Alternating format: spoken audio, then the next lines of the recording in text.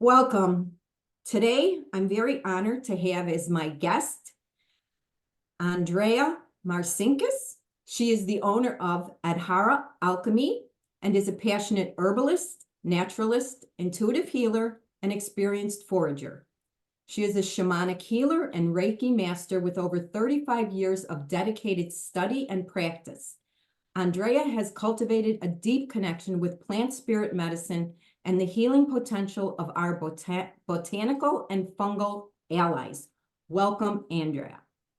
Thank you so much, Mary. It's really great to be here. Thank you for being here. And I'm sorry, I just said your name wrong. You like Andrea. Yeah. Right? And that's Chicago. We ride our I vowels. know. It's the nasal A. Do you want to try it again? You want to start from the beginning? We're good. We're good. Okay, Okay. so before we begin, we are going to be talking about plant medicine therapy today. I myself has experienced it. Andrea is very knowledgeable about it. And I do want to say that I'm not advocating for everyone to try plant medicine therapy. There's definitely people who should not use them. I'm going to share my experience with them, and Andrea is going to share her education and knowledge of them. Did I say it wrong again? Is it Andrea? No, you were good. Okay, good. All right, thanks. Sorry. I believe if you are being drawn to know more about them, do your research before trying them. There is loads of information out there by accredited universities and schools of medicine. Never let yourself be talked into it. Gather reliable information and allow only your inner guidance to tell you if plant medicine therapy is right for you. Does that sound good to you? Yeah, it does. It Okay. does. Yeah. All right. So I guess first, let's start a little bit with your background. How did you get involved with plant medicine therapy? Right. Well, I'm a little hesitant to use the word therapy, Oh, because as an herbalist, and because of, I'm not a doctor. I'm not that kind of doctor. I should say okay. I'm not a medical doctor. I have a PhD. But I don't want to make the mistake in confusing people that I'm practicing medicine. So that's just a little bit of a distinction. But when we're talking about it today, we are going to be talking a little bit about, healing and that kind of thing that the plant allies can bring us. I got started very young. My grandfather was very interested in plants and the teachings that they could bring us. And so he started me out very young in foraging for both edibles and also medicine from the plant kingdom and plant and fungal kingdom. And so he was my first teacher. From there, I've entered, some formal study with some indigenous healers throughout my life, as well as traditional Western herbalism. And we are today. It's something that you can always learn from. I'm still learning, but I'm teaching right now as well in herbalism. Okay. This is my belief. I don't know if it's yours, but I don't think it's an accident that all of a sudden plant medicines are re-emerging. They're not Mm. new. They're thousands of years old. There's many indigenous cultures that have always used them and continue to use them. But in the West, it's kind of new. And I do feel it's not an accident that at this point in history, with all this turbulence and strife and this, what I believe is a shift in mass consciousness going on, that Mhm. so many more people are being interested in plant medicines. And that's certainly what came true for me. They started coming into my awareness several years ago. Once I started opening to these type of things. I come from a traditional religious background, which I haven't really practiced in many years. I'm grateful for it, taught me a lot, but it's no longer what I wish to follow. But because of that, it's a very big no, scary.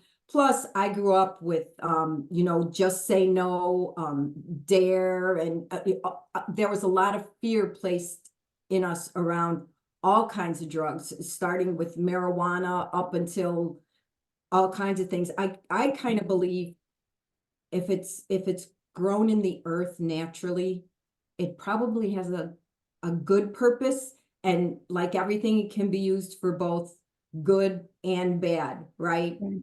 Right. Um, so let's start first with I'm familiar with mushrooms and DMT, Mhm, and there's several different kinds. So can you just kind of go through, ayahuasca is very popular.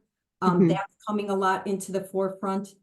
So if you can kind of maybe just give us a little overview of like the ayahuasca mushrooms, the differences, what their the healing properties, what they're used for. Mhm. Well, I want to go back actually a little bit further too, because you're talking about a very specific type of plant medicine. And if we want to look at all of plant medicines, I think that's very important, or plant allies, or helpers.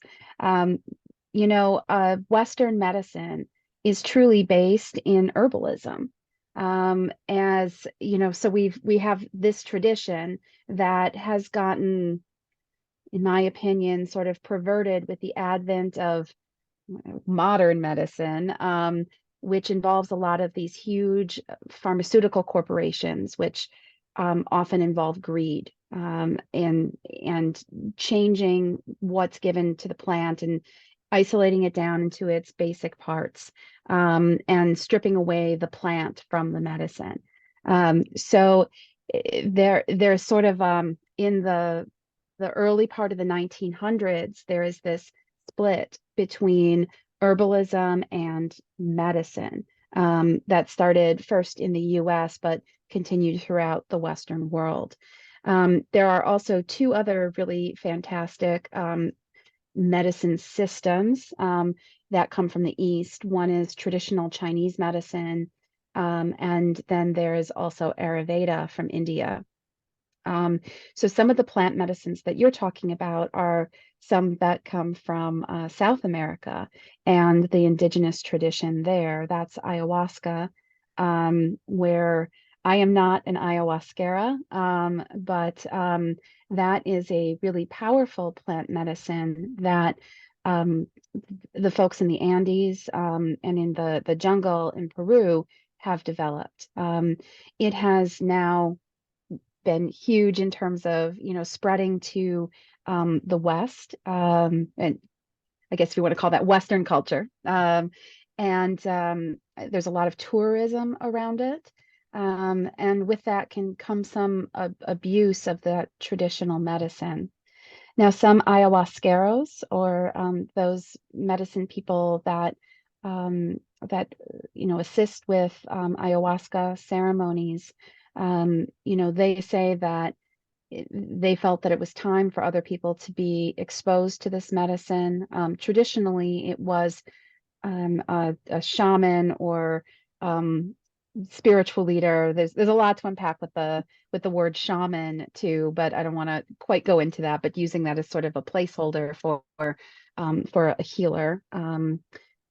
There there's I lost my train of thought now. I'm so sorry. No worries, take your I'm time. I'm glad you're going to I edit do it this. all the So time, so no worries. We're okay with mistakes on this show. We just keep going. We're human. yeah. Well, Um, I can ask you this. You were yeah. talking about ayahuasca. Hmm. That is one that I have not experienced. I Yeah. have experienced plant medicine through mushrooms Hmm. and DMT. I think that's kind of the only the ones that I've tried.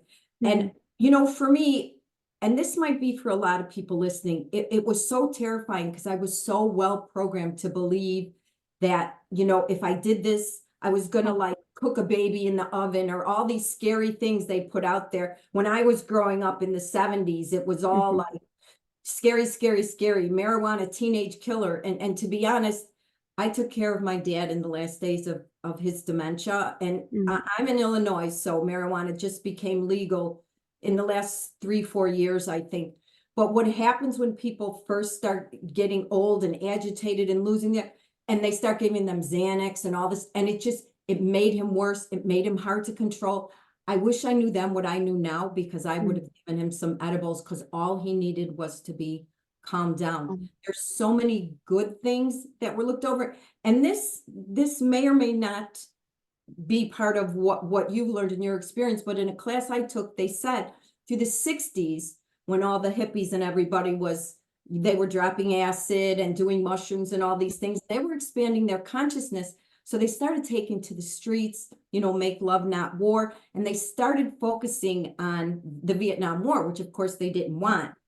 And then when the Pentagon Papers came out and pretty much saw that these young people were just being shipped off to war as lambs to the slaughter to line the rich men's pockets, that Nixon, who was president at the time, chose to start this war on drugs and say how bad it was and started all this negative propaganda to get these kids off the streets, get them shut up and stop focusing, getting them to focus on this, because we're a much more controllable society when we're small and our minds are just following the program. And what my experience, these plants do is open you up to really to love, to healing. That's what I've experienced. Is I've done a ton of work on myself since I was a young girl and worked really hard, read and did retreats and workshops and ceremonies and Reiki and whatever else. What I have found, certainly with the mushroom ceremony, is it's almost like it gets that bottom layer that's unreachable. And what I found that was magic about the mushrooms, ayahuasca you can speak of, but the mushrooms is, I think the word magic comes from, it's miraculous how it knows what you need to address inside of yourself for healing. Do you find that that's true? And is that compared Yes. to ayahuasca or different? Yeah, no, I feel that it's true with all plant medicines, whether they have that psychedelic nature or to them or otherwise. So I've learned that the plant people or the plant kingdom, the mushroom kingdom, they are older than us here, and they're our teachers. So Creator put them here on Earth to help us and to help us move and heal and move to the next state of where we need to go or learn things. And they will talk to us if you are there to listen. And so your experience with mushrooms, I think that's really telling. If you think about how mushrooms grow, you just see the top part of the mushroom. That's the fruiting body. That's what we mostly think of when we think of mushroom. But you think most of that organism is actually underground, right? The mycelium that reaches through the soil, that interacts with other plants, with the trees and everything else under the soil in a much bigger way. And so it makes a lot of sense that the action of the mushroom is going to go very deep, right? It's going to go deep into what you need, places that you need to heal and things that you need to bring to light. And it may not be an immediate process, right? So it can happen sort of slowly. You might have some immediate insight, but over time, you will realize that healing will happen. And it can be really transformative for a lot of people. That's very true. I'm glad you brought that up, because as I was preparing for my first ceremony, like a year and a half or so ago, I think, or actually it's almost 2 years now. But anyway, I thought it would be, and my first experience was with mushroom, that it would be like what I've read LSD trips are like everything would be all like that. But it really wasn't like that. If I opened my eyes, I knew exactly where I was. If I closed my eyes, then it was a very deep inner journey. But I did hear many instances, and people, I was looking all over like, what's going to happen? What exactly am I going to experience? And I couldn't necessarily find that. And now I realize it's because they're all so tailor-made. That's the miracle of this, is they're so personal. You can't really say, but I did see a lot of experiences where people were like, oh, I felt nothing but love, and I was one with everything. And so I was really pissed when I had mine, because that was not what I experienced. It was very hard. Even the first few were very hard, very heavy.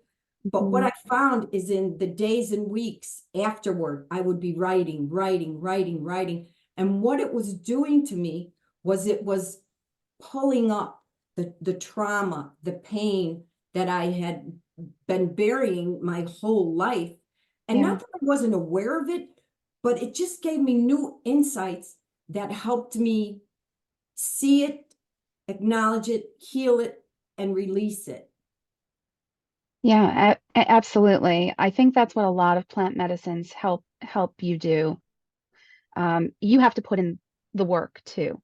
It's Mhm. not a one-way street. It's not, a panacea that will solve all of your problems, but it's one important tool that a lot of people employ on their path to healing. And there's other, now I know you do cacao ceremonies, I correct? do. Hmm. And so what is involved in that? And that is legal in all states. Oh The yeah. plant medicines are legal in Mhm. Oregon, Colorado, in the United States. I'm talking, Yes. right? Are Hmm. those only two states so far? Oregon, Colorado, and Ann Arbor, Michigan. Very specific. They have, Yeah. yeah, yeah. But there's legislation on the books for Illinois. I'm also here in Illinois, for mushrooms and some other plant medicines. Sometimes you can also be a member of a church that uses it as a sacrament, and then that is another way it becomes legal. Um, but back to cacao. Cacao is chocolate. It's the plant that we get chocolate from. But chocolate is very processed and it's loaded with sugar or dairy products, and it's a confection, right? Right. Cacao is the medicine that comes from the cacao plant.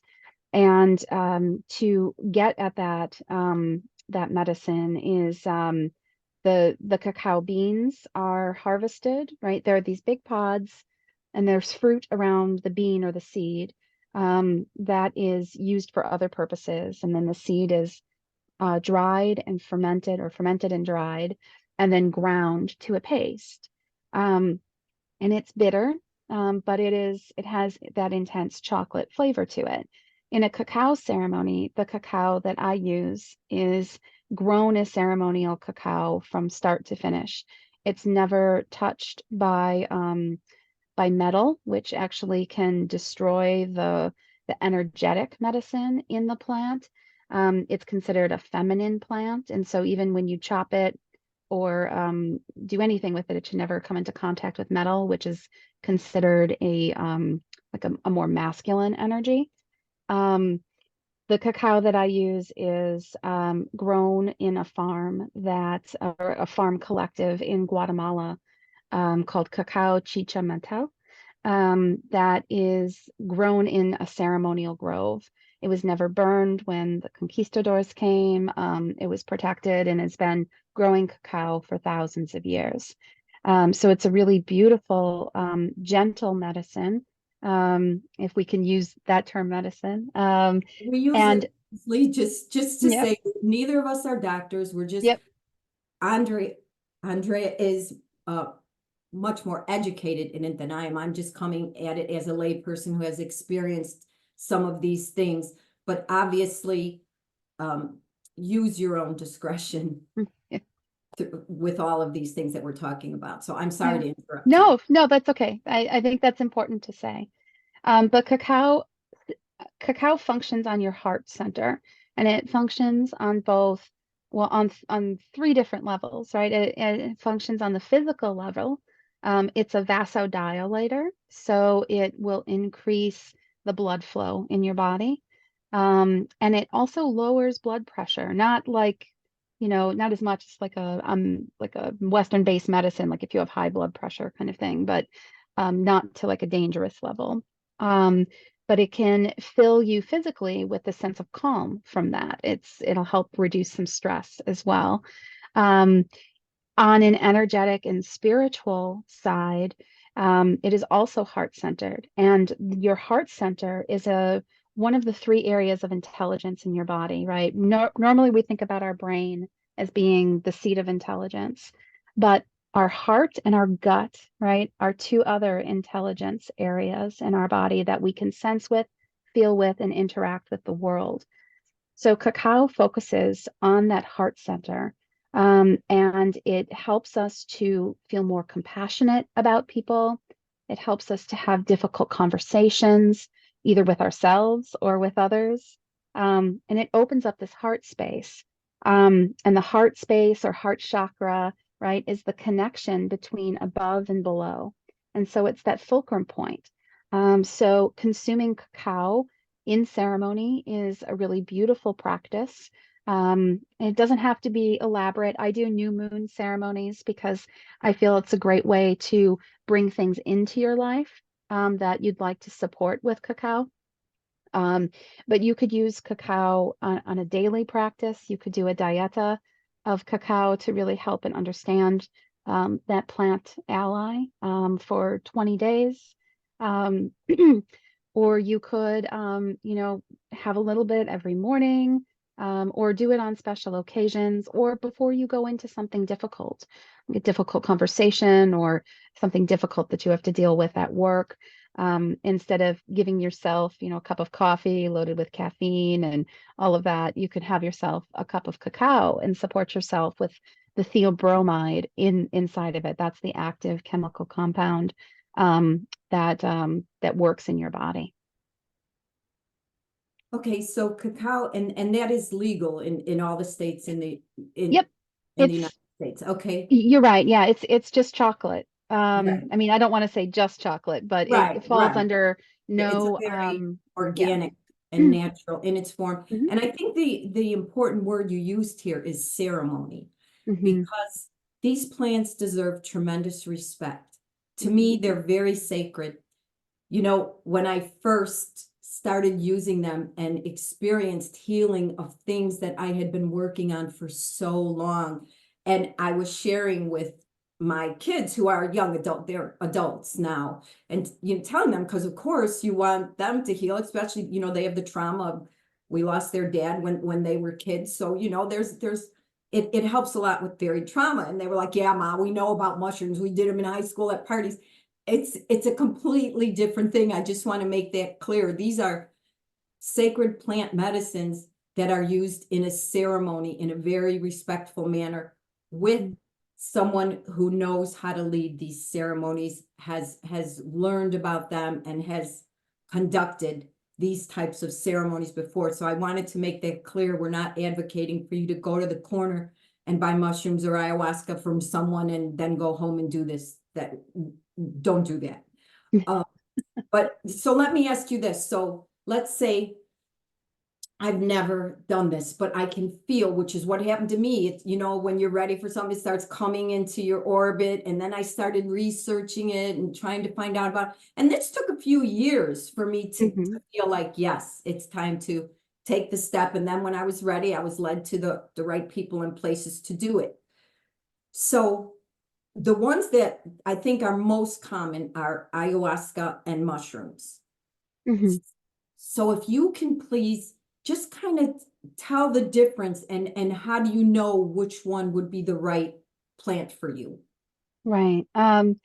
Well, in I think that mushrooms might be a little gentler in their approach. So it is a more subtle effect. I think you described that, Mary, when you were talking about, you open your eyes and you could, see all of that.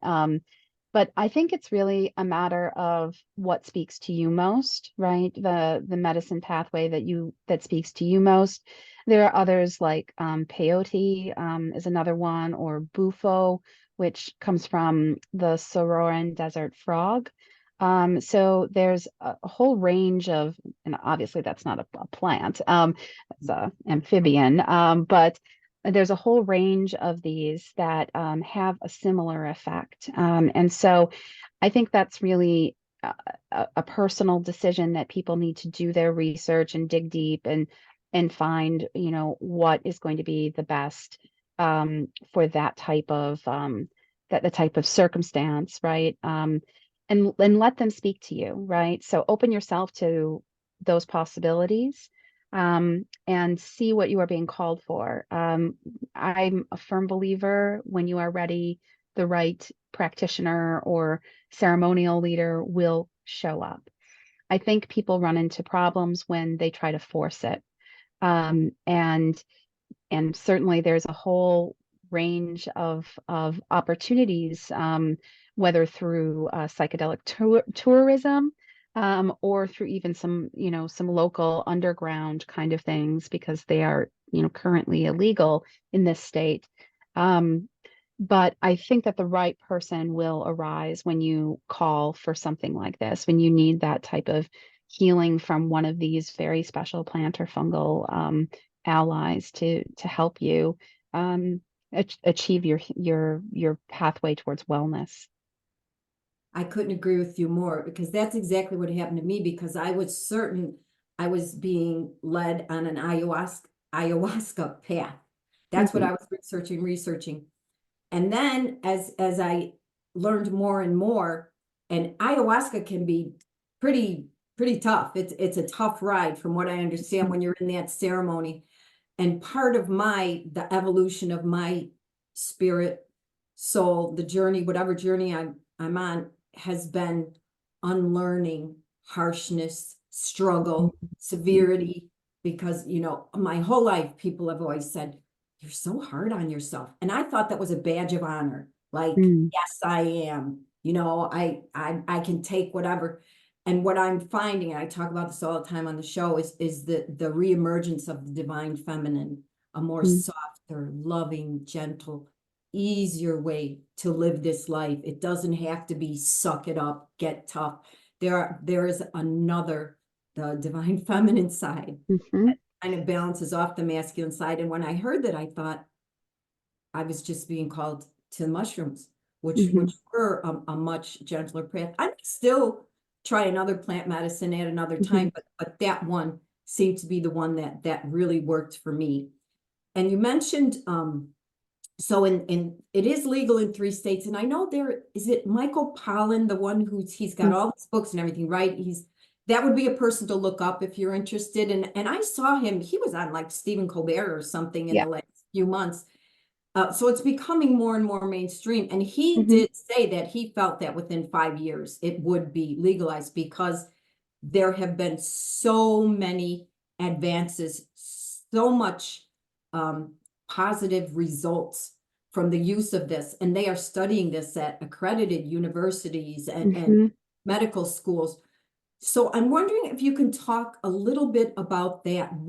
Because I know I have a nephew with a brain injury, and I saw some things where like the plant medicine can grow new connectors, and there was even a 60 Minutes maybe a couple years ago on like a hockey player who had a brain Yeah. injury, and they were doing he was doing these plant medicine therapy, and they're finding that it's really healing him. So can you talk a little bit Sure. about what you know about these discoveries? Sure. So the author that you were mentioning, Michael Pollan, the book that I would recommend is How to Change Your Mind. And that's the book that he talks about plant medicines like this, and he talks about his experience in taking some of them.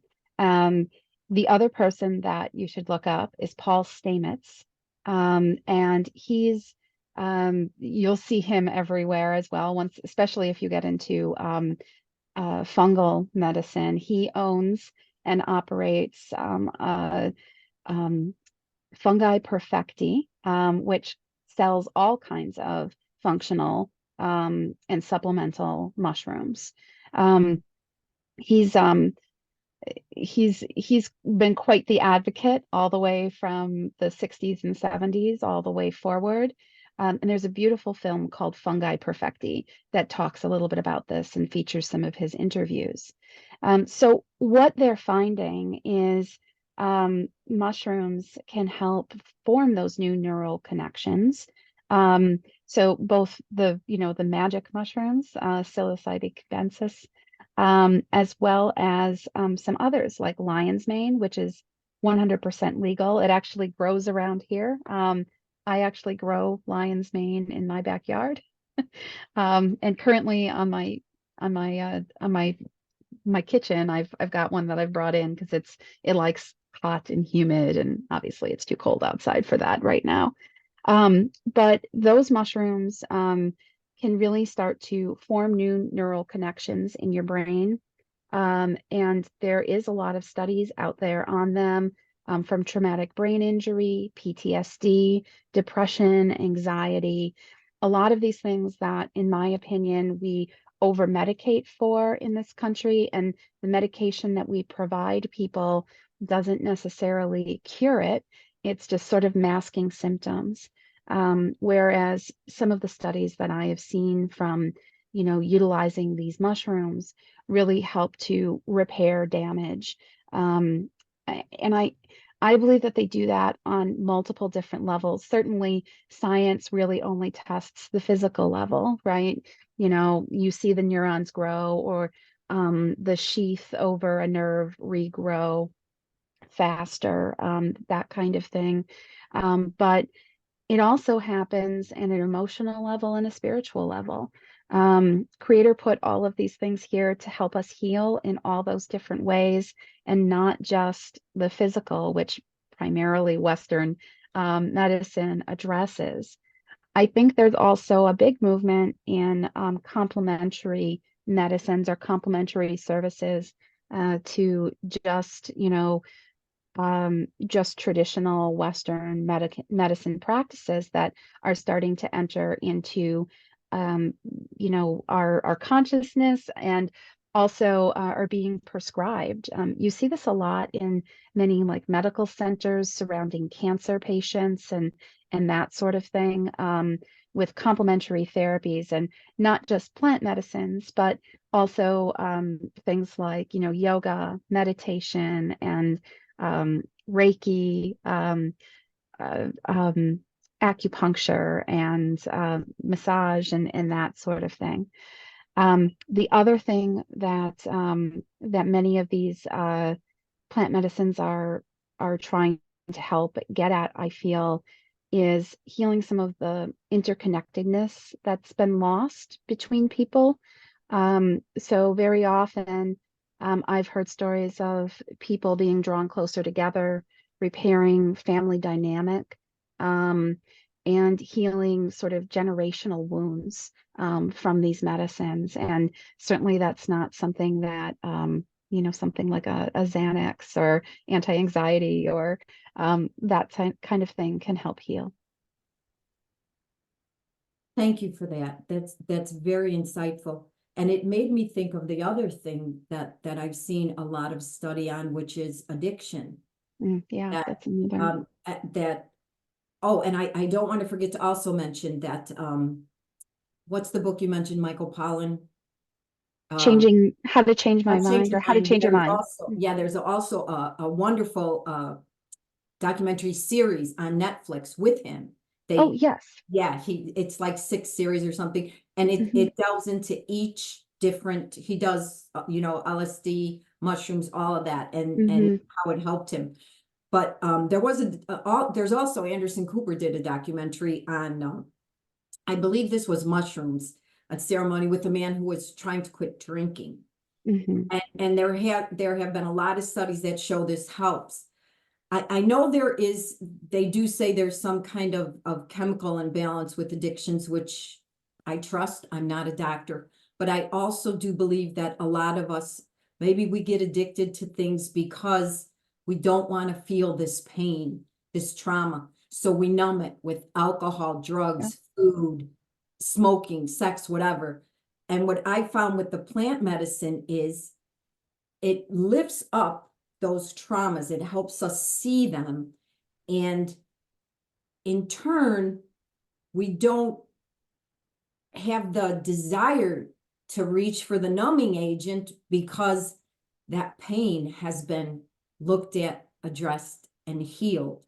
I Hmm. don't know if you have had any experience with that, with addiction or knowledge about it. Yeah, absolutely. It is being, studied for use for addiction. I actually have a friend, who has used mushrooms to help see some of the root causes of his addiction, and um, and it's a journey, right? So, but I find that in our modern society, we don't give enough time for rest, reflection, right? It's very sort of go, go, go, earn money, do this, this rat race, right?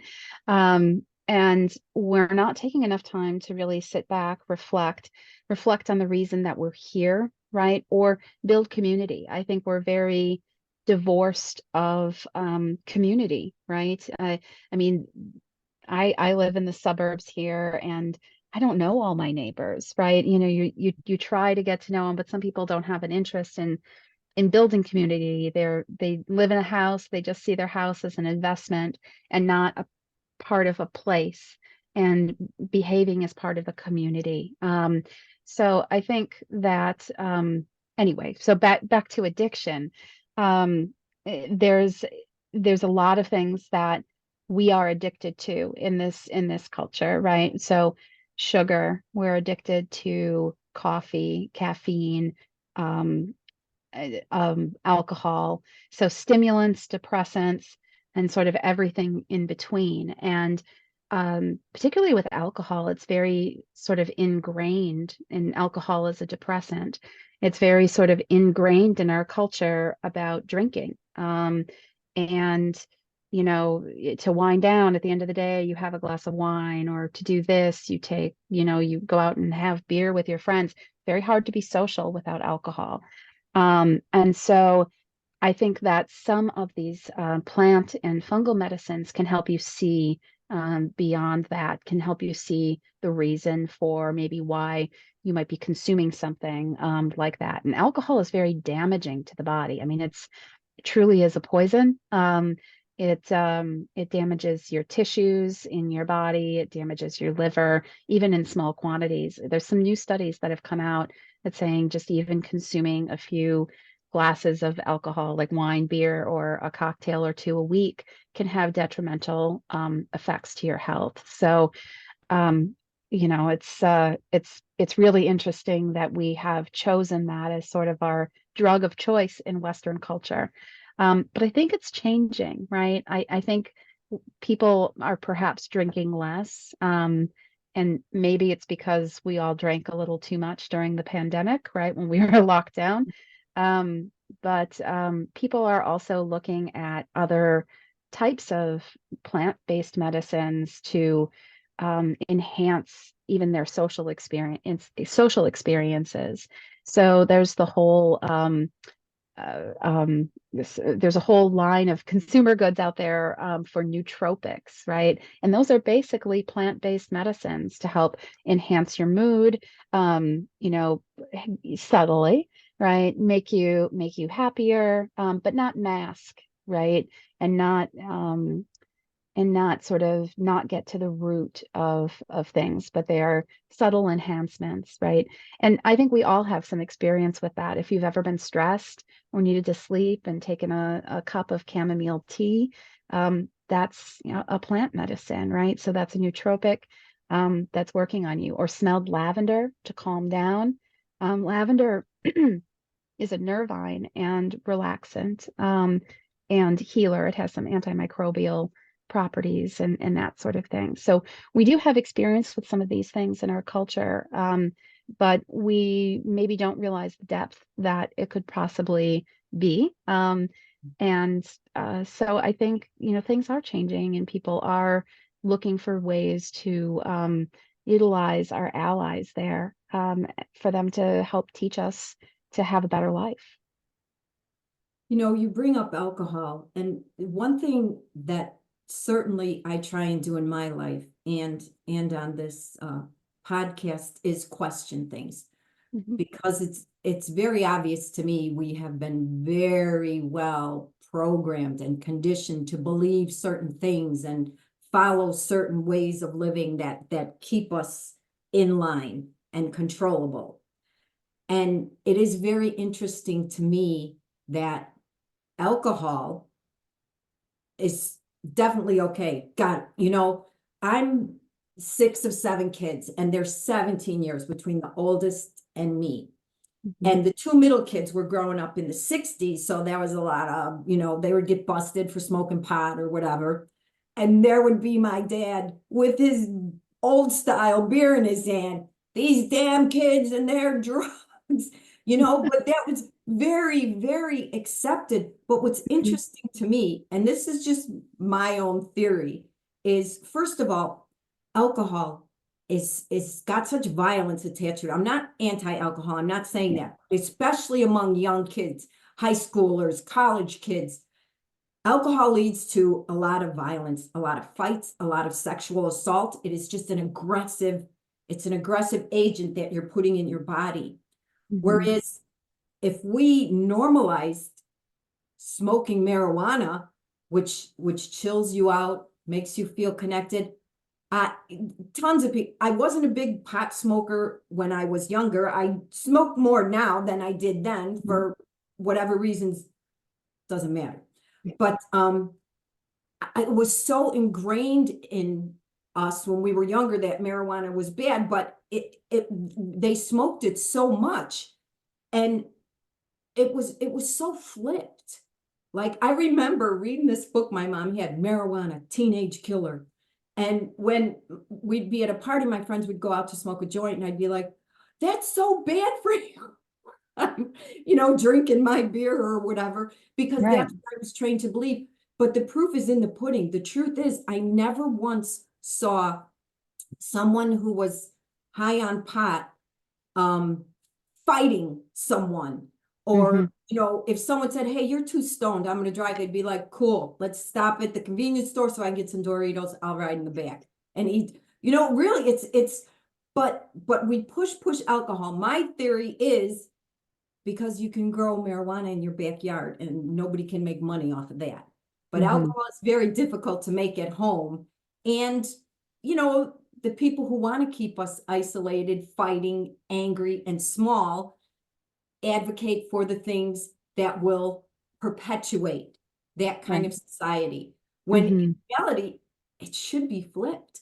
Yeah. If kids are going to do anything, I was at a party over Christmas where the parents had all the college kids and high school kids, and the parents all agreed, it was okay for their kids to drink there.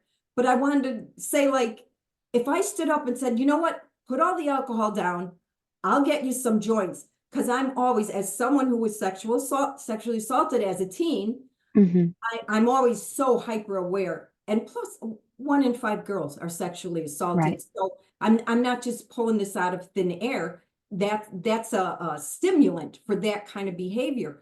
But if I were to say that, there would be, that broad is crazy. She's advocating drug use for these kids. That's how well programmed we've become to what's okay and what's not okay, when it's actually, there's not a lot of truth in it. Right. I mean, alcohol is a drug, tobacco is a drug. I mean, all of these types of things that we have that have the potential to be addictive, it can also, in small quantities or in the right way, be used, for healing. And I think that even with marijuana, there can be abuses in that system Absolutely.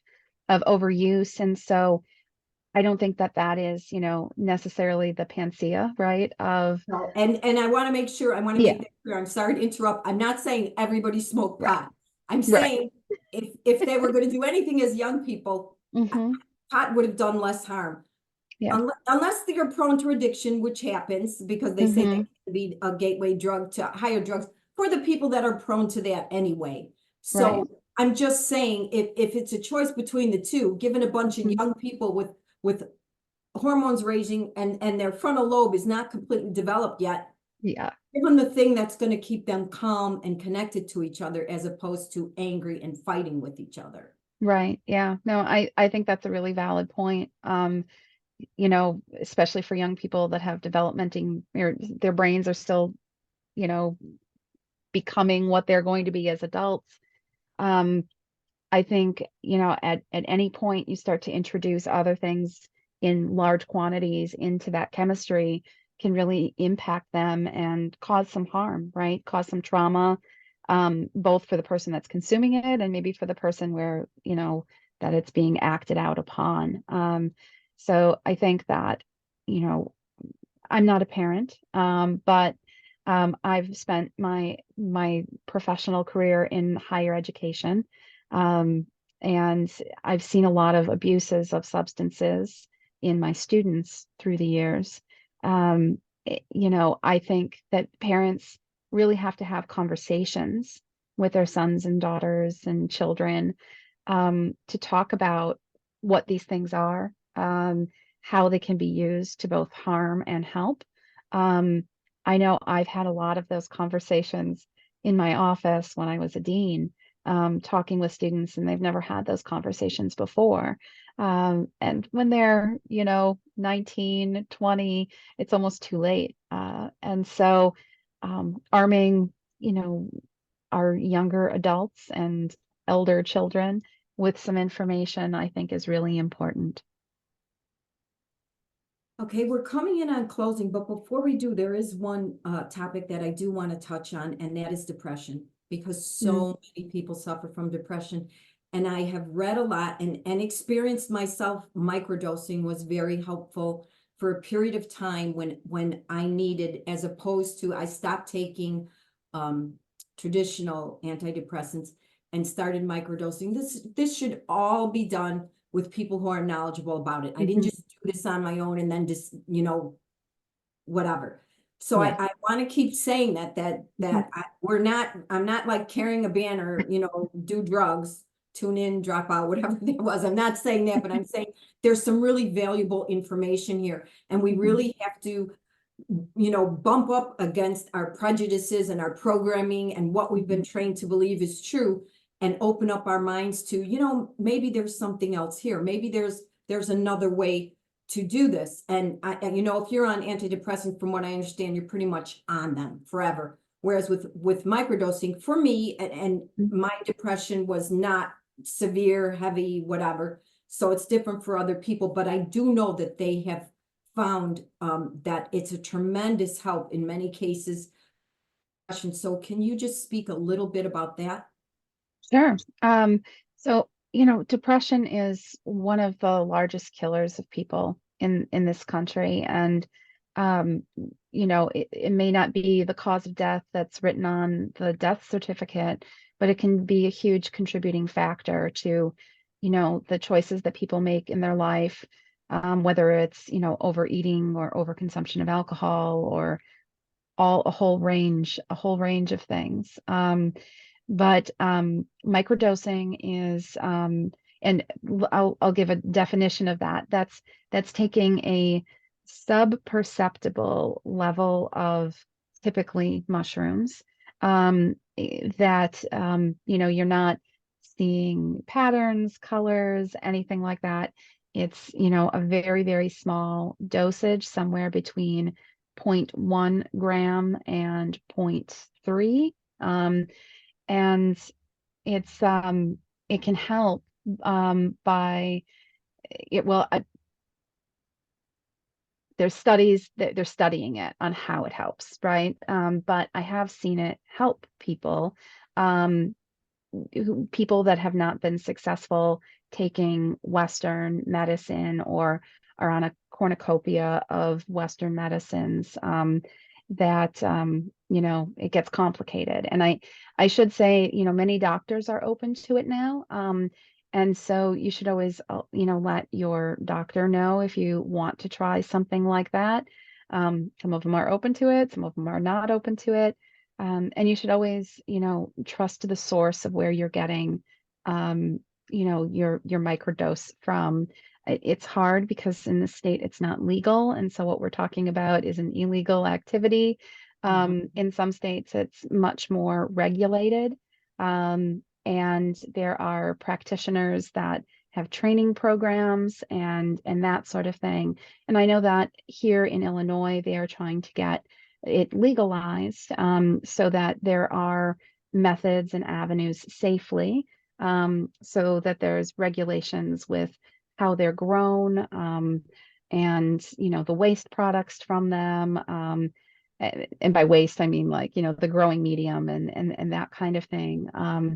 And as well as, a licensed person to help you understand the dosing, to walk you through, utilizing these fungal medicines. And hopefully that's coming. I know Illinois is pretty, there have been a few bills already, but they haven't made it past committee. But I think you're right. It's going to happen soon within the next 5 years. But it can really help a lot of people. And depression is one of those.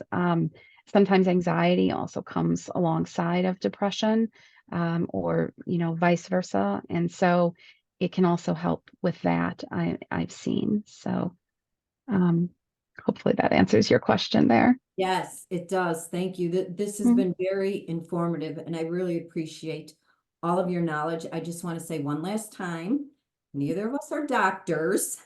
I am speaking from my own personal experience. I do not advocate for running out into the street and trying to find anything. And when I did that bit of microdosing, I asked my doctor, and I was very fortunate because she's very open-minded. She was like, yeah, try it. I've heard good things about it. So if you have a doctor that's really up on newer therapies, that's a bonus. But follow your heart. That's what I would say. If it's something that you're like really scared of, never let anyone talk you into it. Your heart will guide you. There's so much information out there on YouTube from really accredited universities, medical centers that are doing wonderful studies on this. And I do believe that there is a divine source that is beyond comprehension. I can't even give it a name. I mean, sometimes I call God or whatever, just because, but it's beyond description. And this loving energy source put these plant medicines on this earth for a reason. And I believe they are resurging. Look at the 60s. It was a big resurgence. We had civil rights, women's liberation, big shift in mass consciousness, right? And now here we are again with all this upheaval and turmoil and what's rising again. And I really do believe it's divinely orchestrated, but you need to be very wise. You need to educate yourself, and you need to reach out to people who are educated about it. So having said that, before we close, Andrea, please tell people where they can find you, what other work you do, whatever you'd like people to know. Please share. Sure. So you can find me online at my website, www.adharaalchemy.com, all one word. There's a double A in between, and I'm sure we're going to link it. I'm also on social media on Facebook and Instagram at Adhara Alchemy. So I'm in Aurora, Illinois, and I do work out of Aurora and Batavia with herbalism. I do some other healing modalities like Reiki and some intuitive healing practices. And I also work with pets, particularly equine healing. So if you're, interested in learning more about that, I have a whole series of classes that I teach through Healing Arts in Batavia on herbalism and other spiritual practices. My March schedule is up, and we have things like foraging trips that start in the late spring and into summer, and also herbalism classes if you're interested in learning a little bit about legal herbs that can enhance your health and well-being. Thank you so much, Andrea. I really appreciate you being here today. Thank you so much, Mary, for having me. I really appreciate it. You take care. You too.